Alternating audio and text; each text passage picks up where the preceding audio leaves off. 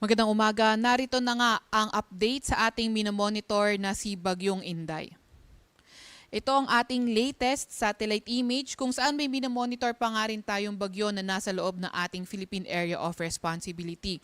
Ito ay si Typhoon Inday at kanina nga alas 4 ng madaling araw huli itong namataan na nasa layong 500 kilometers sa may northeast ng Itbayat, Batanes. Nagtataglay ng pinakamalakas na hangin mula sa sentro na 140 kilometers per hour at bugso na abot sa 170 kilometers per hour. Kumikilos sa direksyong northwest sa bilis na 20 kilometers per hour. Nakita nga natin na itong si Bagyong Inday ay papalapit na sa boundary ng ating PAR at papalabas na nga ng ating area of responsibility. Gayunpaman, kailangan pa rin natin mag-ingat kasi na-enhance nito yung southwest monsoon o habagat kaya nagiging maulan sa malaking bahagi ng ating bansa, lalo na nga sa may kanlurang bahagi ng Southern Luzon at sa may Visayas. Sa mga susunod na slide, ipapakita nga natin yung mga areas na may mga malalakas na pag-ulan kaugnay nga ng southwest monsoon o habagat. Ito naman yung latest track ni Bagyong Inday. Nakita nga natin na posible pa rin itong tahakin yung direksyong northwest at posibleng maglandfall or pass close sa mga isla south ng Japan. Posible na nga rin lumabas ito na ating Philippine Area of Responsibility this morning. In the next 12 hours, posible pa rin ito mapanatili itong kanyang typhoon category at posibleng humina into a severe tropical storm habang binabaybay nga nito yung mainland China.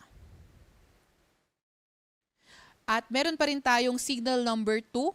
Dito yan sa hilagang bahagi ng Batanes, particular na nga sa may Itbayat, Batanes. Samantalang signal number 1 naman sa nalalabing bahagi ng Batanes, sa may Babuyan Islands at ang northern portion ng mainland Cagayan. Posible pa nga rin yung gusty conditions sa mga area kung saan nag-lift na tayo ng tropical cyclone wind signal.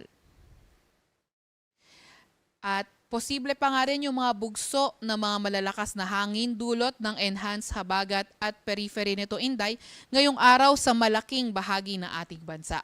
Bukas naman sa malaking bahagi ng Luzon, malaking bahagi ng Visayas, sa may Zamboanga del Norte, Misamis Occidental, Lanao del Norte, Camiguin at sa may lugar ng Davao Oriental. Sa Lunes naman sa may malaking bahagi ng Luzon, sa may Panay Islands at sa may Negros Occidental. Dahil nga sa epekto ng enhanced southwest monsoon, meron tayong mga malalakas na mga pag-ulan na inaasahan. Ngayong araw, ito ay 100 to 200 mm na pag-ulan sa may Zambales, Bataan, Occidental Mindoro, pati na rin sa may Antique. Kapag 100 to 200 mm yung mga pag-ulan, inaasahan nga yung flooding events sa mga urbanized, low-lying at near rivers at landslides in moderate to highly susceptible areas. 50 to 100 mm naman ng mga pag-ulan ang posible sa La Union, Benguet, Pangasinan, Tarlac, Pampanga, Bulacan, Metro Manila, Rizal, Laguna, Cavite, Batangas, Oriental Mindoro, Romblon, Palawan, Aklan, Capiz, Iloilo, Guimaras, Negros Occidental at Negros Oriental. Kapag 50 to 100 mm na mga pag-ulan, yung flooding sa mga ay posible sa urbanized, low-lying, near rivers at landslides sa mga highly susceptible areas. Bukas naman, ito yung mga areas na makakaranas ng mga malalakas na mga pag-ulan, 100 to 200 mm na mga pag-ulan sa may Zambales, Bataan at sa may Occidental Mindoro. Samantalang 50 to 100 mm na mga pag-ulan, posible sa may Metro Manila, Ilocos Sur, La Union, Benguet, Pangasinan, Tarlac, Pampanga, sa may Bulacan, Rizal, Cavite, Laguna, Batangas, Oriental Mindoro, Romblon, Palawan, Antique at Aklan. Sa Lunes naman, meron pa rin tayo inaasahan na 100 to 200 mm na mga pag-ulan sa may Zambales at Bataan.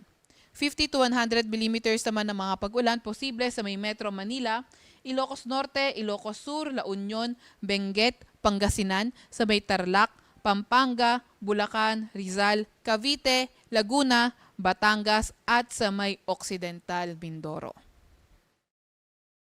Yung ating mga kasamahan sa Regional Services Division ay naglalabas din ng heavy rainfall warning kung saan naka-yellow alert na sa lugar ng Bataan, sa ilang bahagi ng Zambales, ilang bahagi rin ng Cavite at sa may lugar nga dito sa may Batangas. Samantalang inaasahan, yung may rainfall advisory din tayo kung saan inaasahan yung light to moderate with occasional rain sa Nueva Ecija, Quezon at Rizal at ito ay nakakaapekto na sa Metro Manila, Tarlac, ilang bahagi ng Batangas, Laguna, Bulacan, Zambales, Pampanga, Cavite at sa mga nearby areas. Meron din naman tayong gale warning sa lugar ng Batanes, sa may Cagayan kabilang na ang Babuyan Islands. Kaya kung maaari ay huwag munang pumalaot sa mga lugar na ito dahil magiging maalon hanggang sa napakaalon ng karagatan. At yan nga muna ang pinakahuli sa minomonitor nating si Bagyong Inday. Mula sa Weather Forecasting Center ng Pag-asa, Veronica Torres.